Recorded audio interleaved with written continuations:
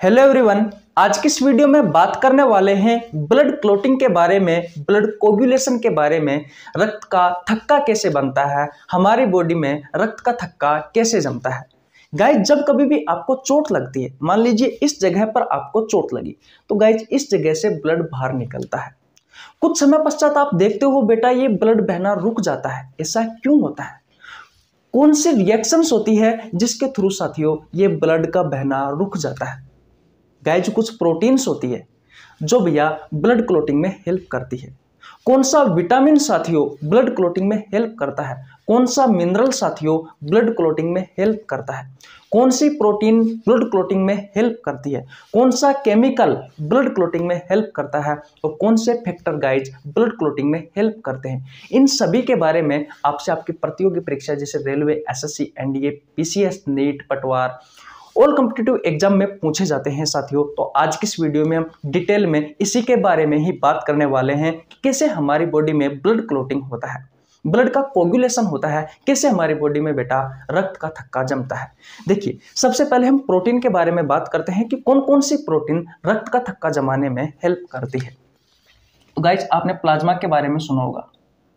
जो प्लाज्मा होता है बेटा, ये ब्लड का 55% भाग होता है और ये भैया द्रव भाग होता है आपके ब्लड का।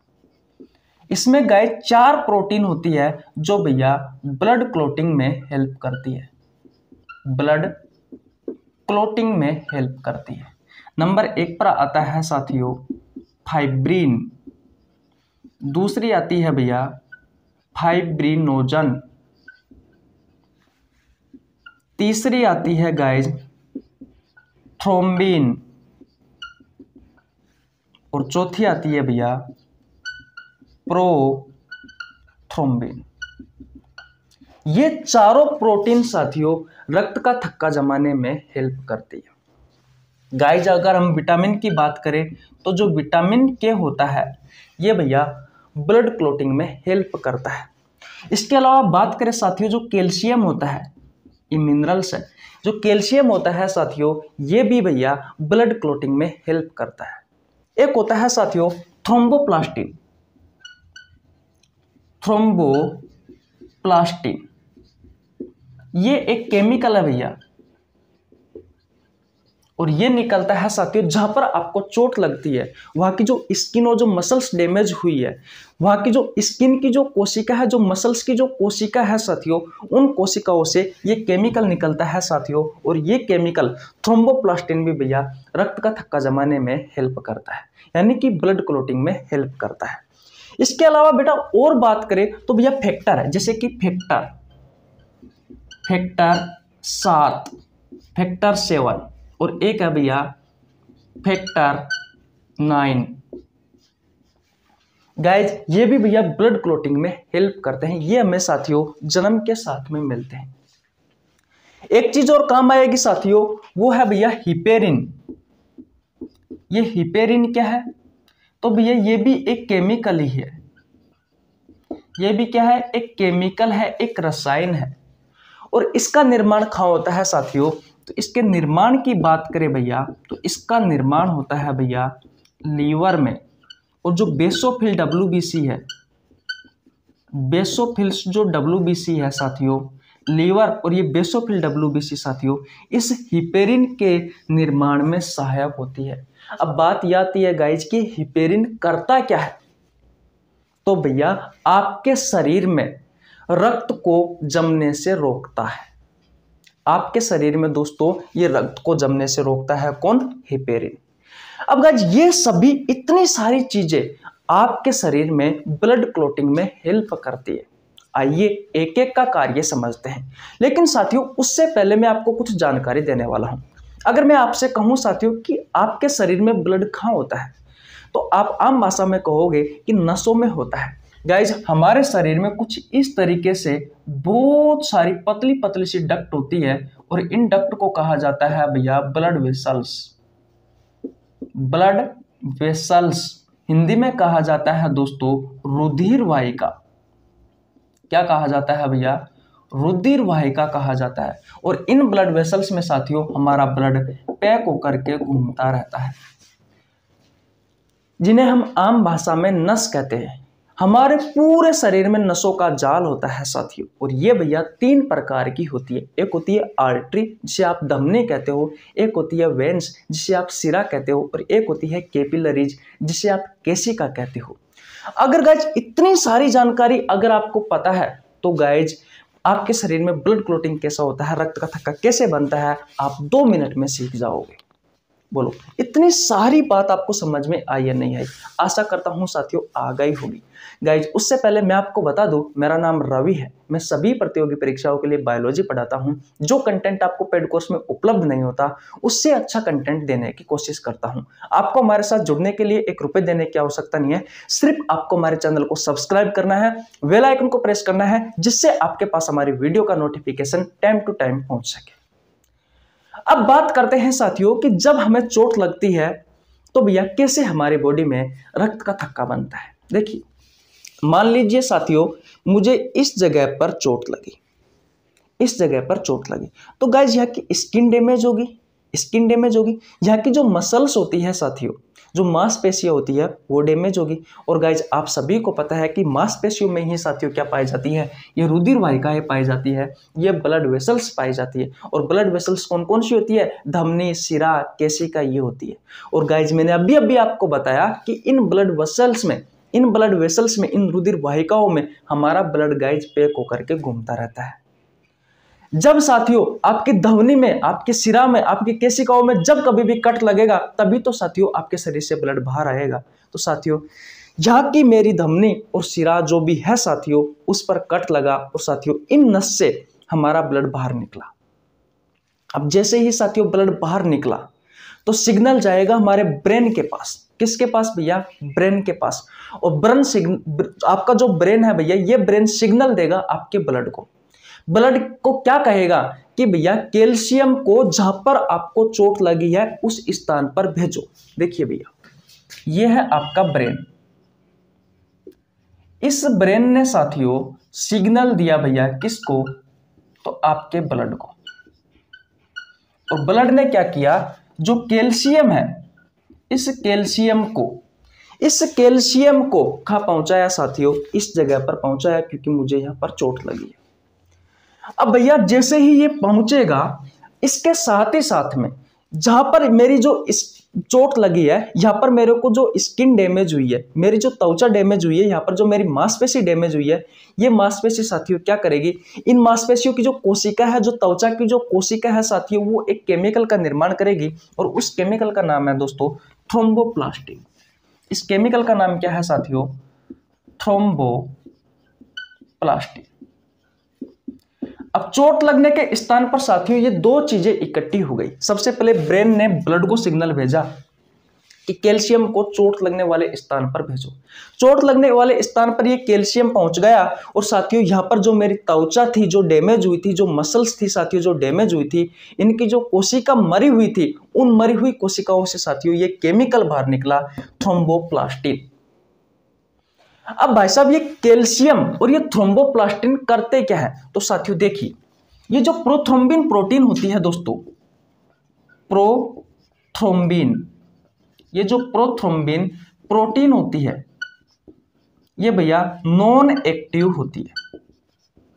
नॉन एक्टिव होती है यानी कि ये नॉन एक्टिव होती है, ये कोई काम नहीं करती इस समय। तो सबसे पहले साथियों इसे तैयार करने के लिए ये कैल्शियम और साथियों ये जो थ्रोम्बोप्लास्टिन है, ये थ्रोम्बोप्लास्टिन इसे भैया एक्टिव करेंगे। तो किसमें कन्वर्ट कर देंगे? ये प्रोथ्रोम्बिन कन्वर्ट हो जाएगा साथियों थ्रोम्बिन प्रोटीन में। थ्रोम्बिन प्रोटीन में समझिए बात को, थ्रोम्बिन प्रोटीन में। मैंने आपसे क्या कहा? जैसे ही आपको चोट लगी तो ब्रेन ने सिग्नल भेजा किसको? ब्लड को, कि चोट लगने वाले स्थान पर कैल्शियम को पहुंचाया जाए। कैल्शियम पहुंच गया। यहाँ की जो त्वचा डैमेज हुई थी, यहाँ की जो मसल्स डैमेज हुई थी, उनकी कोशिकाओं ने साथियों एक केमिकल का निर्माण किया, थ्रोम्बोप्लास्टिन का। ध्यान से सुनना बेटा, आपको आसानी से समझ में आ जाएगा। आपकी प्लाज्मा में साथियों, आपके प्लाज्मा में 4 प्रोटीन होती है जो रक्त का थक्का जमाने में सहायक होती है। उनमें से साथियों ये जो प्रोथ्रोम्बिन प्रोटीन होती है, ये नॉन एक्टिव होती है। इसे एक्टिव करते ही साथियों, इसे एक्टिव कौन करता है? ये कैल्शियम और ये साथियों थ्रोम्बोप्लास्टिन। और एक्टिव करके साथियों किस में कन्वर्ट कर देता है? थ्रोम्बिन प्रोटीन में कन्वर्ट कर देता है और ये एक्टिव अवस्था में। अब भाई साहब क्या होता है साथियों, कैल्शियम का कार्य यहाँ पर समाप्त हो गया और ये थ्रोम्बोप्लास्टिन जो केमिकल है साथियों, इसका कार्य समाप्त हो गया। इनका कार्य साथियों आपसे आपकी प्रतियोगी परीक्षाओं में पूछे जाते हैं। अब बात आती है कि थ्रोम्बिन प्रोटीन क्या करता है। तो देखिए ये थ्रोम्बिन प्रोटीन क्या करता है दोस्तों, ये जो हिपेरिन है, इस हिपेरिन को साथियों डीएक्टिवेट करता है। इस हिपेरिन को क्या करता है भैया? डीएक्टिवेट करता है। क्योंकि हिपेरिन क्या करती है साथियों, हमारी बॉडी में जो ब्लड वेसल्स होती है, जो नस होती है, जो रुधिर वाहिकाएं होती है, उन रुधिर वाहिकाओं में रक्त का थक्का जमने से रोकती है साथियों। कौन? ये हिपेरिन। यानी कि हमारी बॉडी में ब्लड को जमने से रोकता है कौन? ये हिपेरिन। और हिपेरिन का निर्माण कौन करता है? तो आपका लीवर भी करता है और साथियों बेसोफिल जो WBC होती है ये भी करती है। तो अगर भैया उस जगह पर जहां पर मेरे को चोट लगी है वहां का हिपेरिन को अगर इसने डीएक्टिवेट कर दिया तो काम करना बंद कर देगा। क्योंकि ये भैया विपरीत कार्य कर रहा है। हमें तो भैया ब्लड को जमाना है ताकि हमारे शरीर से जो ब्लड बाहर जा रहा है उसे रोकना है हमें तो। क्योंकि अगर ब्लड बाहर निकल जाएगा दोस्तों तो हमारे शरीर में खून की कमी हो जाएगी, हमारा शरीर नीला पड़ जाएगा और साथियों हमारी मृत्यु हो सकती है। इसलिए भैया हमें तो ब्लड को जमने से रोकना है। और ये हिपेरिन क्या काम करता है? ये ब्लड को जमने से रोकता है हमारे शरीर के अंदर, लेकिन हमें तो जमाना है भैया, क्योंकि शरीर से ब्लड बाहर जा रहा है इसलिए जमाना है। तो भैया ये क्या करता है? ये थ्रोम्बोप्रोटीन इससे भैया इस हिपेरिन को डीएक्टिवेट कर देता है। यानी कि इसके पास लट लेके बैठ जाता है कि तू तेरा काम करना बंद कर दे, नहीं तो मुसीबत आ जाएगी तेरे को। ठीक भाई, इसने पहला काम तो ये कर दिया। अब दूसरा काम क्या करता है साथियों? ये थ्रोम्बिन प्रोटीन। अब थ्रोम्बिन प्रोटीन इसने एक काम तो ये कर दिया। अब इसकी क्या थोड़ी मजबूती कम हो गई, तो ये अपने साथ में किस किस को मिलाता है? ये थ्रोम्बिन प्रोटीन बेटा अपने साथ में विटामिन के को, और ये जो फैक्टर है फैक्टर 7 और भैया जो फैक्टर 9 है, इस फैक्टर 9 को अपने साथ मिलाता है। और ये सब क्या करते हैं साथियों? ये भैया ये जो होता है फाइब्रिनोजन, जो फाइब्रिनोजन प्रोटीन होती है, फाइब्रिनोजन जो प्रोटीन होती है, ये जो फाइब्रिनोजन प्रोटीन होती है दोस्तों, ये भैया बहुलक इकाई है। सबसे पहले मैं आपको बता दूं, बहुलक इकाई का मतलब होता है कि ये बहुत सारी एकलक इकाइयों से, बहुत सारी छोटी छोटी इकाइयों से मिलकर के बनी हुई होती है। कौन साथियों? ये फाइब्रिनोजन प्रोटीन। इसलिए साथियों से बहुलक इकाई कहा गया है। अब इस फाइब्रिनोजन प्रोटीन को थ्रोम्बिन, ये वाला थ्रोम्बिन प्रोटीन विटामिन के फैक्टर 7 और फैक्टर 9, ये फैक्टर साथियों में जन्म के साथ मिलते हैं। ये क्या करेंगे साथियों? इसे एकलक इकाइयों में कन्वर्ट करेंगे और एकलक इकाइयां साथियों इस फाइब्रिनोजन प्रोटीन को ये फाइब्रिन प्रोटीन में कन्वर्ट कर देंगे, फाइब्रिन प्रोटीन में कन्वर्ट कर देंगे। फाइब्रिन प्रोटीन होती है साथियों ये एकलक इकाई होती है। एकलक इकाई जब साथियों बहुत सारी फाइब्रिन प्रोटीन आपस में जुड़ जाएगी साथियों, तो किसका निर्माण होगा? इस फाइब्रिनोजन प्रोटीन का निर्माण होगा। और जब साथियों ये फाइब्रिनोजन प्रोटीन आपस में टूट जाएगी साथियों, तो बहुत सारी फाइब्रिन प्रोटीन का निर्माण होगा। अब ये जो फाइब्रिन प्रोटीन है साथियों, ये एक धागेनुमा संरचना होती है। और जिस जगह पर साथियों मुझे चोट लगी, मान लीजिए मुझे इस जगह पर चोट लगी, तो ये क्या करेगी साथियों? यहां पर एक जाल बना लेगा। ये प्रोटीन फाइब्रिन प्रोटीन साथियों धागेनुमा संरचना होती है और ये साथियों जाल बना लेगा इस तरीके से। और साथियों जो ब्लड बाहर बह रहा है साथियों, उस ब्लड के जो कंपाउंड आ रहे हैं, तो भैया ये जिस जगह पर चोट लगी उस जगह पर जाल बन गया, तो ये ब्लड के जो कंपाउंड है, ब्लड के जो यौगिक है, RBC WBC जो प्लेटलेट्स है साथियों, ब्लड सेल्स है, ब्लड के जो यौगिक है साथियों, उनको बाहर जाने से रोकता है। तो कुछ इस तरीके से साथियों आपके शरीर में ब्लड क्लॉटिंग होता है, रक्त का थक्का जमता है साथियों। ये सारी प्रोसेस होती है भैया सिर्फ 14-15 मिनट की वीडियो में मैंने आपको पूरी तरीके से बता दिया गाइज कि किस तरीके से आपके शरीर में रक्त का थक्का जमता है। एक बार और रिवीजन करवाता हूं, अगर आपने वीडियो को लाइक नहीं किया और प्यारा सा कमेंट नहीं किया है तो प्लीज आपसे रिक्वेस्ट है, प्यारा सा कमेंट कर दीजिए, आपके भाई के लिए वीडियो को लाइक कर दीजिए और चैनल पर नया है तो चैनल को प्लीज सब्सक्राइब कर लेना, हाथ जोड़कर रिक्वेस्ट है। अब साथियों स्क्रीनशॉट ले लीजिए ताकि मैं आपका एक बार और रिवीजन करवा सकूं। करवाऊं बेटा? ओके। देखिए, रक्त का थक्का हमें जमाना है तो उसमें साथियों कुछ केमिकल सहायक होते हैं, कुछ मिनरल्स सहायक होते हैं, कुछ विटामिन सहायक होते हैं, कुछ प्रोटीन सहायक होती है, कुछ फैक्टर सहायक होते हैं। तो गाइज इन सभी के बारे में जानना अति आवश्यक है। गाइज हमारी जो प्रोटीन होती है, हमारा जो प्लाज्मा होता है, इस प्लाज्मा में दोस्तों 4 प्रकार की 4 प्रोटीन होती है जो रक्त का थक्का जमाने में सहायक होती है। फाइब्रिन, फाइब्रिनोजन, थ्रोम्बिन और प्रोथ्रोम्बिन। इतनी बात क्लियर? ओके भैया। विटामिन के रक्त का थक्का जमाने में सहायक होता है। ये जो कैल्शियम होता है, मिनरल्स, ये भी रक्त का थक्का जमाने में सहायक होता है। थ्रोम्बोप्लास्टिन साथियों, जहां पर आपको चोट लगी है, वहां की जो स्किन है डैमेज हुई है, वहां की जो मसल्स डैमेज हुई है, यानी कि उनकी कोशिकाएं साथियों इस थ्रोम्बिन प्लास्टिन केमिकल का निर्माण करती है। तो ये थ्रोम्बिन प्रोटीन जो होता है साथियों, थ्रोम्बिन प्लास्टिन, ये भी रक्त का थक्का जमाने में सहायक होता है। फैक्टर 7 और फैक्टर 9, फैक्टर 7 और फैक्टर 9, यानी कि कारक 7 और कारक 9, ये भी साथियों रक्त का थक्का जमाने में सहायक होते हैं। इतनी बात क्लियर है। हिपेरिन के बारे में मैं बात करूं साथियों तो इसका निर्माण लीवर और बेसोफिल डब्ल्यूबीसी करती है और ये क्या करता है, आपके शरीर में रक्त का थक्का जमने से रोकता है। यह आपसे आपकी प्रतियोगी परीक्षाओं में पूछा गया क्वेश्चन है। इतनी बात क्लियर है। आप सभी को पता है कि हमारे शरीर में जो ब्लड होता है वो भैया नसों में पैक होकर के घूमता रहता है। ब्लड वेसल्स जिसे आप रुधिर वाहिका ये कहते हैं। इतनी बात क्लियर? ओके। जिस जगह पर आपको चोट लगी साथियों, सबसे पहले ब्रेन सिग्नल देगा ब्लड को कि भैया कैल्शियम को उस जगह पर पहुंचाया जाए। कैल्शियम पहुंच गया। जहां पर आपको चोट लगी है साथियों, वहां पर आपकी स्किन डैमेज होगी, आपकी मसल्स डैमेज होगी। तो भैया वहां की जो मरी हुई कोशिका है, स्किन की जो मरी हुई कोशिका है, मांसपेशियों की जो मरी हुई कोशिका है साथियों, वहां से भैया ये थ्रोम्बोप्लास्टिन एक केमिकल निकलेगा और ये कैल्शियम और थ्रोम्बोप्लास्टिन केमिकल क्या करेगा, प्लाज्मा में पाए जाने वाली ये प्रोथ्रोम्बिन प्रोटीन है, ये नॉन एक्टिव होती है साथियों, इसे एक्टिव कर देगा और ये बदल जाएगा साथियों थ्रोम्बिन प्रोटीन। अब ये थ्रोम्बिन प्रोटीन सबसे पहले क्या करेगा साथियों, जो हिपेरिन है, हिपेरिन क्या करता है, आपके शरीर में ब्लड को जमने से रोकता है। अब हमें तो चोट लगी, हमारा तो ब्लड बाहर जा रहा है, तो हमें तो ब्लड को जमाना है, तो सबसे पहले इसे डीएक्टिवेट करेगा। डीएक्टिवेट कर दिया। अब इसने ये काम तो कर दिया, अब इसकी शक्ति थोड़ी कमजोर हो जाती है, तो यह क्या करता है, अपने साथ में विटामिन के को भी ले आता है और फैक्टर 7 और फैक्टर 9, यानी कि फैक्टर 7 और फैक्टर 9, कारक 7 और कारक 9 को भी अपने साथ ले लेता है। और लेकर के साथियों क्या करता है, फाइब्रिनोजन जो प्रोटीन होती है उसे फाइब्रिन प्रोटीन में कन्वर्ट कर देता है। गाइस फाइब्रिनोजन जो प्रोटीन होती है बहुलक इकाई है, यानी कि बहुत सारी छोटी छोटी एकलक इकाइयों से मिलकर बनी हुई होती है। तो ये फाइब्रिनोजन प्रोटीन किस में कन्वर्ट हो गई साथियों, इस फाइब्रिन प्रोटीन में कन्वर्ट हो गई। और फाइब्रिन प्रोटीन क्या है दोस्तों, एकलक इकाई है, एकलक इकाई है। इतनी बात समझ में आ गई। और जब साथियों ये छोटी छोटी एकलक इकाई आपस में जुड़ती है साथियों, तो फाइब्रिनोजन प्रोटीन का निर्माण होता है, इस बहुलक इकाई का निर्माण होता है।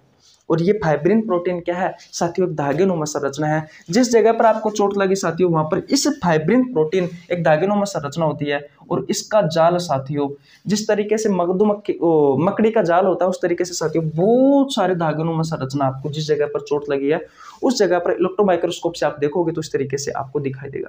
और इसमें साथियों ब्लड के जो कंपोनेंट्स हैं, ब्लड के जो यौगिक है, वो आकर के जमा हो जाते हैं साथियों, धस जाते हैं और ये जाल उनको बाहर नहीं निकलने देता और साथियों आपके शरीर से ब्लड बहना रुक जाता है। और ये प्रोसेस साथियों बहुत कम समय में होती है, लगभग 2 से 3 मिनट में हो जाती है। 2 से 3 मिनट बहुत ज्यादा है साथियों, 1 से 2 मिनट में हो जाती है। और मुझे कंफर्म पता नहीं है, कंफर्म पता नहीं तो था साथियों, लेकिन थोड़ा सा याद नहीं आ रहा जहां तक आ जाता, क्योंकि बहुत दिन हो गए गाइज पढ़े हुए। मैं आपको कमेंट बॉक्स में बता दूंगा, पिन कर दूंगा, ताकि आप ऊपर ही ऊपर वाला जो कमेंट है वो देख सको। मेरे हिसाब से जहां तक आ जाता 2 से 4 मिनट में ये सारा प्रोसेस हो जाती है, ज्यादा टाइम नहीं लगता, बहुत जल्दी काम हो जाता है बेटा ये। तो आशा करता हूं ये सारी कहानी आपको बहुत अच्छे से समझ में आ गई होगी। स्क्रीनशॉट नहीं लिया है तो स्क्रीनशॉट ले लीजिए। गाइज अगर चैनल पर नया है तो प्लीज आपसे रिक्वेस्ट है, चैनल को सब्सक्राइब कर लो यार, और बेल आइकन को प्रेस कर लेना, जिससे आपके पास हमारे वीडियो का नोटिफिकेशन टाइम टू टाइम पहुंच सके। मैंने गाइज बायोलॉजी के बहुत सारे चैप्टर करवा रखे हैं जो आपसे आपकी प्रतियोगी परीक्षाओं में बार बार पूछे जाते हैं। आप प्ले लिस्ट में जाइए और साथ ही चैनल पर जाकर चेकआउट करिए, आपको मिल जाएंगे। देखो वीडियो, पढ़ो और मिलते हैं गाइज नेक्स्ट वीडियो में। तब तक के लिए जय हिंद, जय भारत, राम राम।